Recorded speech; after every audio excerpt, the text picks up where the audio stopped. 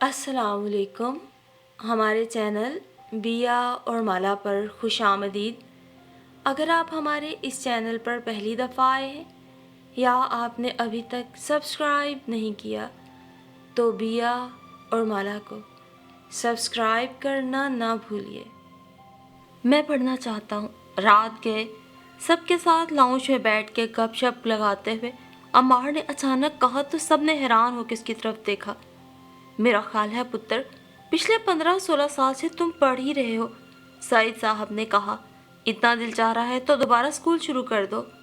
मेरा मतलब है मैं मज़ीद पढ़ना चाहता हूँ, बाहर की किसी यूनिवर्सिटी में 1-2 साल लगा लूँ।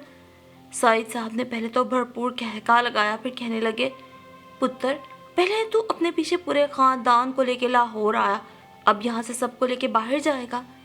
नहीं अब्बू, सबका बाहर जाना इतना आसान नहीं। तो हम कौन सा जा रहे हैं, लेकिन तुम भी अब अकेले नहीं हो। अब ख़त्म करो ये पढ़ाइयाँ शढ़ाइयाँ और अपनी जिम्मेदारियाँ संभालो। अभी तो तुम्हारी शादी हुई है और तुम बीवी को छोड़कर इतनी दूर जाने की बात कर रहे हो।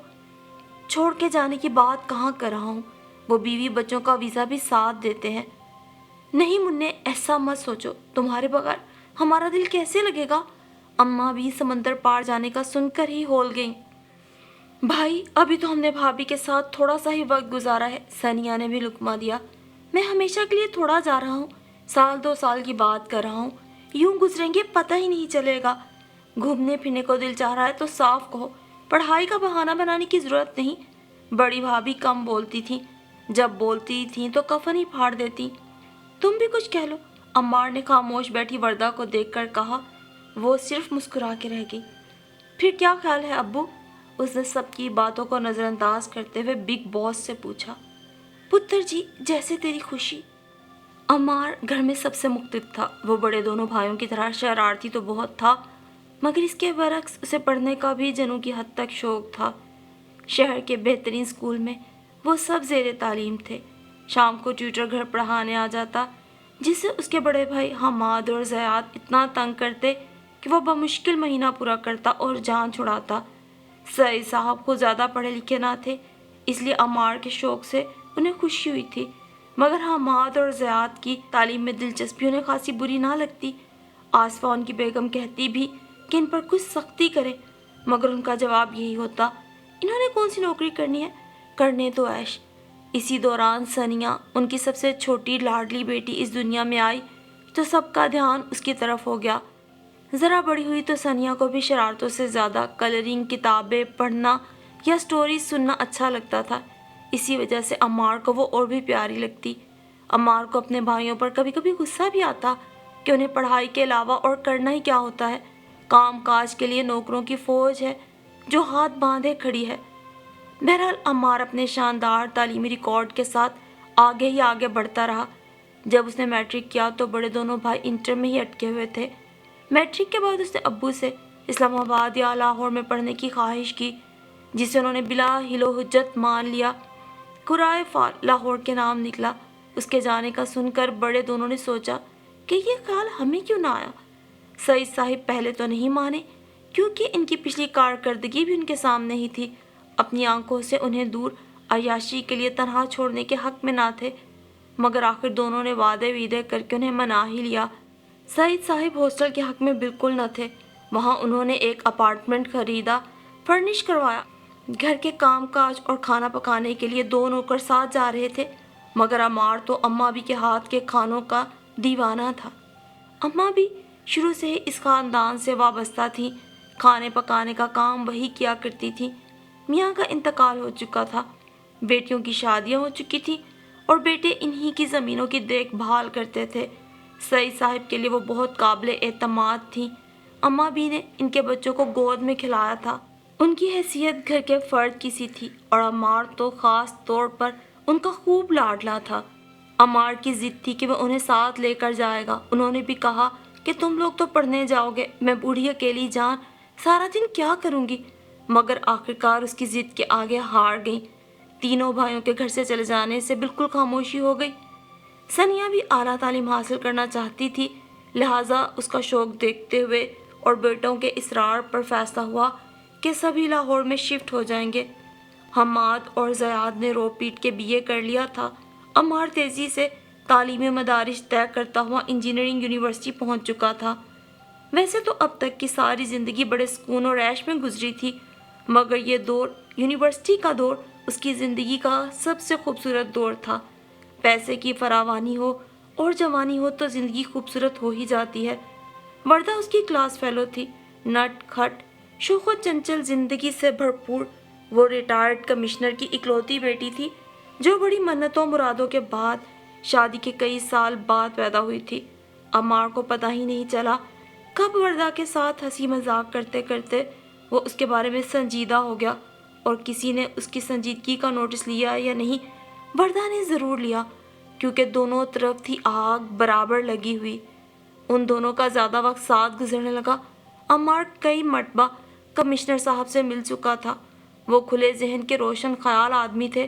وردہ کی ماما بھی اسے بہت اچھی طرح ملتی۔ انہیں شاید اپنی بیٹی کی پسند کا اندازہ تھا۔ قیمتی کار اور بہترین ڈریسنگ والا سلجھا ہوا نوجوان بظاہر تو ان کی بیٹی کے معیار کا ہی تھا۔ عمار بھی وردہ کو اپنے گھر والوں سے ملانا چاہتا تھا، اور پھر اسے یہ موقع بھی مل ہی گیا۔ حماد اور زیاد کی خاندان میں شادیاں طے پا گئیں۔ عمار نے وردہ کی فیملی کو بھی انوائٹ کر لیا۔ یونیورسٹی میں الول جلول حلیے میں رہنے والی وردہ نفیس کام والے سوٹ میں میچنگ جیولری پہنے بہت اچھی لگ رہی تھی۔ عمار نے اپنے امی ابو سے اس کا خصوصی طور پہ تعارف کروایا۔ سعید صاحب کمشنر صاحب سے مل کے بہت خوش ہوئے۔ ان کے خاندان میں دولت تو تھی، عہدے نہیں تھے، اس لیے وہ اکثر اس طرح امپریس ہو جاتے تھے۔ عمار کی آنکھوں میں بھی وردہ کے لیے پسندیدگی دیکھ ہی چکے تھے۔ انہیں تو جلدی تھی کہ کب وہ رشتہ لینے ان کے گھر جائیں، پر عمار نے بمشکل روکا کہ پڑھائی سے تو فارغ ہو لینے دیں۔ پھر بھی وہ زیادہ انتظار نہ کر سکے، اور یوں فائنل ایئر میں ایگزام سے پہلے ان کی منگنی ہو گئی، اور رزلٹ کے فوراً بعد دھوم دھام سے شادی۔ وردہ اپنے ماں باپ کی تو اکلوتی تھی ہی، سسرال میں بھی چھوٹی اور لاڈلی بہو تھی۔ شادی کے بعد بہت دنوں تک گھومتے گھماتے رہے، پڑھائی بھی ہو گئی، شادی بھی ہو گئی۔ اب سوال یہ تھا کہ آگے کیا کیا جائے۔ سعید صاحب تو چاہتے تھے کہ عمار بزنس میں ہی شامل ہو جائے، لیکن عمار ابھی خود کو اس کے لیے تیار نہیں سمجھتا تھا۔ ایک دن بیٹھے بٹھائے اس کے ذہن میں جانے کیا آیا کہ کہنے لگا، میں آگے پڑھنا چاہتا ہوں۔ سب کے اعتراضات کے جواب میں سعید صاحب نے پتر جیسے تیری خوشی کہہ کے بات ہی ختم کر دی۔ اجازت تو اتنا بڑا مسئلہ تھا ہی نہیں، مسئلہ ایڈمیشن اور ویزے وغیرہ کا تھا۔ اس نے فوراً انٹرنیٹ سے انفارمیشن اکٹھی کرنا شروع کر دی۔ ادھر وہ تیزی سے اس کام میں جت گیا، ادھر وردہ نے خوشخبری سنا دی۔ چلو جی، یہ بھی اس وقت ہونا تھا۔ عمار کے ایسا کہنے پہ سب نے جو لتے لیے سو لیے۔ وردہ کئی دن تک ناراض رہی۔ میرا مطلب صرف یہ تھا کہ ابھی ہم وہاں اکیلے کچھ عرصہ انجوائے کرتے۔ اس بات پر مزید ڈانٹ پڑی کہ اللہ کی ناشکری کر رہے ہو۔ بمشکل وردہ راضی ہوئی۔ ایک تو وہ تھی ہی نازک، اوپر سے سب نے اسے بالکل ہی ہتھیلی کا چھالا بنا دیا۔ آخر یہی فیصلہ ہوا کہ پہلے عمار اکیلا جائے گا، گھر وغیرہ سب کچھ سیٹ کرے گا، اور وردہ بچے کی پیدائش کے بعد۔ عمار کو خود بھی یہی مناسب لگا۔ اس سے اکیلے وردہ کا خیال رکھنا ممکن نہ تھا، اس کی تو کلاسز شروع ہونے والی تھی، وہ رک نہیں سکتا تھا، لہٰذا سب کی دعائیں لیے چلا آیا۔ اور پھر عمار تو گیا سو گیا۔ ٹھیک 6 مہینے بعد 3 مہینے کے نوفل کو گود میں لیے وردہ بھی امریکہ چلی آئی۔ 6 مہینے دونوں نے گن گن کے دن گزارے تھے۔ خاص طور پہ عمار نوفل کو دیکھنے کے لیے بے تاب تھا۔ حالانکہ انٹرنیٹ پہ تقریباً روز ہی گھنٹوں بات کرتے تھے، لیکن اب اسے اپنے روبرو دیکھنے کا احساس زیادہ خوشگن تھا۔ ایئرپورٹ پر اپنے بیٹے کو گود میں لے کر کتنی دیر تک وہ پیار کرتا رہا۔ اب گھر بھی چلو عمار، سخت تھک گئی ہوں میں۔ توبہ، اتنا لمبا سفر! وردہ کا تھکن سے برا حال تھا۔ عمار انہیں لے کے ایئرپورٹ کی عمارت سے باہر نکلا، ٹرالی میں سامان لے کر پارکنگ ایریا میں آئے۔ ایک گاڑی کے سامنے رک کر اس نے اس میں سامان رکھا۔ یہ کس کی گاڑی ہے؟ وردہ نے پرانے ماڈل کی کار دیکھ کر کہا۔ میری اپنی ہے، اور کس کی ہونی ہے؟ عمار نے کہا۔ وردہ نے منہ بنایا پر کچھ نہیں کہا۔ نوفل کو گود میں لیے بیٹھنے لگی تو عمار نے کہا کہ وہ پیچھے بیٹھے گا۔ گاڑی میں پچھلی سیٹوں پر اس کے لیے کار سیٹ عمار نے پہلے ہی خرید کے سیٹ کر لی تھی۔ ننھے سے نوفل کو اس میں بٹھا کر عمار نے اس کے گرد بیلٹ باندھے تو وہ زور زور سے رونے لگا۔ وردہ کو ترس آ گیا۔ مجھے گود میں لینے دیں۔ $150 فائن ہے کھڑے کھڑے، اس نے ڈرائیونگ سیٹ پہ بیٹھتے ہوئے کہا۔ بچے کا چاہے رو رو کے حال خراب ہو جائے، وردہ سے اپنے بیٹے کا رونا برداشت نہیں ہو رہا تھا۔ ہاں، چاہے رو رو کے حال خراب ہو جائے، کیونکہ یہ اسی کی سیفٹی کے لیے ہے، اور اسی طرح بچے کو عادت ہوتی ہے۔ تم فکر نہ کرو۔ گاڑی چلنا شروع ہوئی تو وہ چپ کر گیا۔ تمام راستے وردہ صاف ستھری کشادہ سڑکیں، سرخ اور نیلی ڈھلانی چھتوں والے خوبصورت گھر دیکھتی آئی۔ ہر گھر کے برابر ایک جتنا لان تھا جو گھاس اور خوبصورت پودوں اور پھولوں سے مزین تھا۔ وہ سوچتی رہی کہ ان میں سے کون سا اس کا گھر ہوگا، لیکن تھوڑی دیر بعد ہی وہ جس علاقے میں داخل ہوئے وہاں 3-4 منزلہ فلیٹ تھے، پرانے سے۔ انہی میں سے ایک بلڈنگ کے گیٹ میں عمار نے کار داخل کی، جہاں دائیں طرف اور سامنے قطار میں چھوٹے چھوٹے فلیٹ بنے ہوئے تھے، اور ایک طرف ٹین کی چھت والے ڈھیر سارے کارپورٹ ان فلیٹوں کے مکینوں کی کاروں کے لیے۔ وردہ کو اپنے گھر کا پورچ اور گھر یاد آیا، مگر خاموشی سے عمار کے پیچھے چلنے لگی۔ ان کا فلیٹ پہلی منزل پہ تھا۔ گراؤنڈ فلور سے ہوتے ہوئے لاک کھول کر عمار گاڑی سے باقی سامان نکالنے نیچے چلا گیا۔ وردہ اندر داخل ہو گئی۔ دروازے سے داخل ہوتے ہی دائیں طرف ایک الماری پڑی تھی۔ بائیں طرف دیوار کے ساتھ ایک سنک تھا، جس پر 2 دراز نیچے اور 2 اوپر لگے ہوئے تھے، اور ایک طرف سنک سے ذرا آگے اوون اور سٹوو تھا۔ اس کے دوسری طرف ایک کاؤنٹر جس کے نیچے 2 دراز تھے۔ سنک اور کاؤنٹر کے درمیان ایک بندے کے کھڑے ہونے کی جگہ بھی مشکل تھی۔ یہ تو کچن تھا۔ اس کے ساتھ ہی ذرا کھلی جگہ پر ایک طرف کاؤچ پڑا تھا، دوسری طرف دیوار کے ساتھ ٹی وی، اور اس کے ساتھ ایک میز جس پہ کمپیوٹر تھا۔ دائیں طرف بنے دروازے سے اندر کمرے میں داخل ہوئی، جو یقیناً بیڈ روم تھا، کیونکہ وہی واحد کمرہ تھا گھر میں۔ کمرے میں ڈبل بیڈ، اس کے ساتھ بیبی کوٹ اور سائڈ پر ایک الماری تھی۔ ان تینوں چیزوں کے بعد کمرے میں چلنے کی بھی گنجائش نہ تھی۔ کمرے کے ساتھ چھوٹا سا باتھ روم تھا۔ عمار سامان لے کر آیا تو وہ سامنے ہی کاؤچ پہ بیٹھی تھی۔ نوفل اس کی گود میں سو رہا تھا۔ عمار نے سامان سائڈ پہ رکھا اور کہا، گھر دیکھ لیا؟ ہے ہی کیا دیکھنے کو، ہر 4 قدم کے بعد تو دیوار آ جاتی ہے۔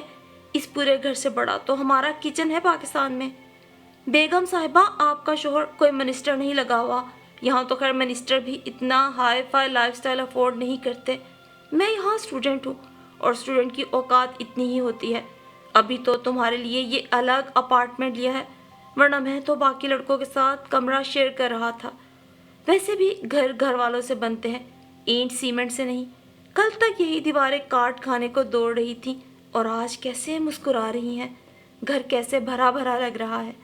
عمار نے وردہ کے آنے کی خوشی میں جس جوش و خروش سے گھر سیٹ کیا تھا، وہ سب جھاگ کی طرح بیٹھ گیا۔ اسے خود تو 6 ماہ میں یہاں آٹے دال کا بھاؤ معلوم ہو گیا تھا۔ وردہ کو بھی احساس ہوا کہ اسے ایسے نہیں کہنا چاہیے تھا۔ سوری عمار، میرا مقصد تمہیں ہرٹ کرنا نہیں تھا۔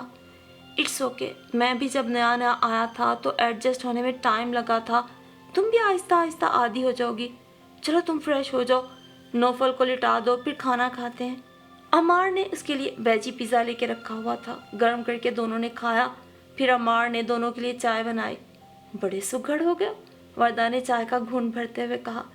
تم بھی ہو جاؤ گی۔ یہ بتاؤ اتنے ڈھیر سارے دن میرے بغیر کیسے گزارے؟ اگرچہ روز ہی بات کر کے اپنی بےتابی کی کہانی سناتے تھے، پھر بھی اسے سامنے بٹھا کر سننا چاہتا تھا۔ اتنے سب لوگ تھے ارد گرد خیال رکھنے والے، مگر تمہاری جگہ تو کوئی نہیں لے سکتا نا۔ اتنے میں نوفل نے رو رو کر اپنے جاگنے کا اعلان کیا۔ اس کا ڈائپر تبدیل کر کے وردہ دودھ بنانے لگی۔ کتنا اچھا لگ رہا ہے نا، میاں بیوی بچے سمیت، عمار نے کاؤچ پہ پیر پھیلا کر بیٹھتے ہوئے کہا۔ وردہ تو سخت تھکی ہوئی تھی، اسے جلدی ہی سو گئی۔ رات کو نوفل 1-2 بار اٹھا تو عمار نے ہی اسے سنبھالا اور وردہ سے پوچھ کے اسے دودھ بھی بنا دیا۔ صبح نوفل کے رونے سے وردہ کی آنکھ کھلی، کھڑکی سے پردہ ہٹایا، باہر خاصی دھوپ پھیل چکی تھی۔ ٹائم دیکھا تو 9:30 بج رہے تھے۔ اٹھ کے عمار کو ڈھونڈا تو کہیں نظر نہیں آیا۔ پھر اسے یاد آیا کہ وہ اسے ہلا کر کچھ کہہ کے گیا تھا۔ کچن کاؤنٹر پہ نوٹ بھی پڑا مل گیا، جس میں اس نے لکھا تھا کہ یونیورسٹی جا رہا ہے۔ نوفل کو جلدی سے چینج کر کے دودھ دیا، اسے خود بھی بھوک لگ رہی تھی۔ کسی نے اس کے لیے ٹیبل سجا کے نہیں رکھنی تھی۔ فریج کھول کے دیکھا، اس میں انڈے، دودھ، بریڈ سب کچھ تھا، پر بنائے کون؟ ادھر نوفل نے چیخ چیخ کے رونا شروع کر دیا۔ اسے لیٹنے کی عادت کہاں تھی، گھر میں کسی نہ کسی کی گود میں چڑھا رہتا۔ اس کی پیدائش پر اتنے نوکروں کے باوجود एक औरत को स्पेशल उसके कामों के लिए रखा था। वो हर वक्त उसे उठाए रहती थी। उसे तो भरपूर तवज्जो और गोद चाहिए थी। सो गला फाड़ फाड़ के चीखने लगा और अपनी कमर पटकना शुरू कर दी। वर्दा ने जल्दी से प्याले में दूध और सीरियल डालकर उसे गोद में लिया और खाने लगी। नाश्ते के बाद वो उसे गोद में लेके बहलाती रही।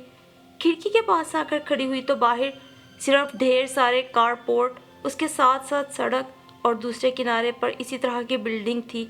देखने के लिए भी कुछ खास ना था। बेजार होकर उसने टीवी ऑन किया। नौफल भी टीवी की आवाज़ से खुश हो गया। थोड़ी देर खेलता रहा। उसकी भी शायद सफ़र की थकन नहीं उतरी थी। थोड़ी देर खेलने के बाद सो गया। वर्दा ने उसके सोने के ख्याल से टीवी बंद किया और घर का तफसीली जायज़ा लेने लगी। सब दराज और अलमारियां खोल खोल के देखने लगी। अमार ने ज़रूरत का तकरीबन सब सामान लिया हुआ था। वो सब चीज़ें मौजूद थी जो 2 बंदों के इस्तेमाल में आ सकती थी। बेडरूम की अलमारी में अमार के कपड़े बेतरतीबी से घुसे पड़े थे। उसने अपना भी सामान खोला। अलमारी में जितना घुसा सकती थी घुसाया, बाकी पैक रहने दिया। नौफल की ही बेशुमार चीज़ें थी जिनके रखने की कोई जगह न थी। ये सब करके टाइम देखा तो अभी 12 भी नहीं बजे थे। एकदम ही उसे शदीद तन्हाई का एहसास होने लगा। चारों तरफ नज़र दौड़ाने पर सिर्फ दीवारें ही नजर आईं। उसका दम घुटने लगा। नौफल भी नींद पूरी कर चुका था। उसे भी भूख लग रही थी। फीडर दिया मगर वह फिर भी रोता रहा। नई जगह की वजह से शायद वो कुछ डिस्टर्ब था। वर्दा पहले तो उसे चुप कर आती रही, फिर खुद भी उसके साथ मिलकर रोने बैठ गई। आज भला छुट्टी नहीं कर सकते थे? सारा गुस्सा अमार पे निकलने लगा। नज़र सामने पड़े फ़ोन पे जा पड़ी और दिल मजीद बेचैन हो गया। जल्दी से उसने मामा का नंबर मिलाया। वहाँ अभी सुबह का नाश्ता चल रहा था। अम्मी उसकी रोई रोई आवाज़ सुन के घबरा गई। अब उसने भी कुछ नहीं छुपाया। घर की घुटन, घबराहट और तन्हाई का ऐसा नक्शा खींचा कि वो भी परेशान हो गई। अभी वो बात कर रही थी कि अमार वापस आ गया। चाबी उसके पास ही थी। वो उसे फ़ोन पर रोते हुए बात करते देख के परेशान हो गया। वर्दा ने मम्मा से अमार की बात कराई तो उसने उन्हें जल्दी जल्दी तसल्ली करा के फ़ोन बंद कर दिया। क्या हुआ तुम्हें? कुछ नहीं, दिल घबरा रहा था। इतनी टफ पढ़ाई है, मैंने सोचा तुम सारा दिन आराम कर लोगी, थकी होगी, सो छुट्टी नहीं की। आपके लाडले ने बड़ा आराम करने दिया। सुबह से री री लगा रखी है। क्यों भाई, तुम्हें भी माँ की तरह हमारा गरीब खाना पसंद नहीं आया? अम्मार ने बेटे को गोद में उठा के प्यार करते हुए कहा। कितनी देर बात हुई घर? क्या मतलब? मुझे नहीं पता, दिल घबरा रहा था सो फ़ोन में ला लिया। आधा पौना घंटा तो बात हुई होगी। मरवा दिया। अम्मार ने सर पकड़ लिया। मैंने तुम्हें बताया था कि डायरेक्ट फ़ोन कितना महंगा है, इसीलिए मैं हमेशा नेट से बात करता था या फिर फ़ोन कार्ड से। अभी रात को ही तो सबसे बात हुई थी। तुमसे ज़रा सब्र नहीं हुआ। अब इतना बिल आएगा जितने में हमारी आधे महीने की ग्रोसरी आ जाती है। वर्दा ने कब ऐसी बातें सुनी थी, वो भी अम्मार के मुंह से? उसने फिर भां भां रोना शुरू कर दिया। अम्मार को भी एहसास हुआ कि अभी कल ही तो वो आई है। आहिस्ता आहिस्ता समझ जाएगी। खुद उसने भी तो शुरू में अपना महीने का खर्च हफ्ते में उड़ा दिया था। बाकी लड़कों के साथ रह के ज़रा सलीके से पैसे इस्तेमाल करने सीखे। बड़ी मुश्किल से वर्दा को मनाया। भूख लग रही होगी। हाँ, सुबह सीरियल खाया था। चलो तैयार हो जाओ, बाहर से कुछ खा कर आते हैं। वैसे तो यहाँ ज़्यादा चॉइस नहीं होती। हलाल हराम का मसला हर जगह आड़े आ जाता है, मगर मजबूरी में कुछ काम चल ही जाता है। वो तैयार होकर निकले तो नौफल भी गाड़ी चलने पे खुश हो गया। बाहर निकल के वर्दा का भी ज़रा दिल बहला। करीब ही एक छोटे से रेस्टोरेंट से उन्होंने फ़िश और चिप्स खाए। फिर अम्मार ने कार एक शॉपिंग सेंटर के सामने पार्क की। वर्दा तो नौफल के साथ ही लगी रही। अम्मार ही शॉपिंग करता रहा, साथ साथ उससे मशवरे भी लेता रहा। वो हूँ हाँ करती रही कि कहीं फिर अम्मार फजूल खर्ची का ताना न दे दे। घर आकर अम्मार ने चाय बनाई और थोड़ी देर आराम करने के बाद कंप्यूटर पर अपनी असाइनमेंट बनाने लगा। वर्दा के फ़ोन पर रोने धोने का असर फ़ौरन ही हो गया। शाम को सईद साहब का फ़ोन आ गया। उन्होंने अम्मार से बात शुरू कर दी कि उसने उनकी बहू को ऐसी जगह पर रखा है। अम्मार ने फिर लाख वजाहतें देने की कोशिश की, मगर उन्होंने अम्मार की एक न सुनी।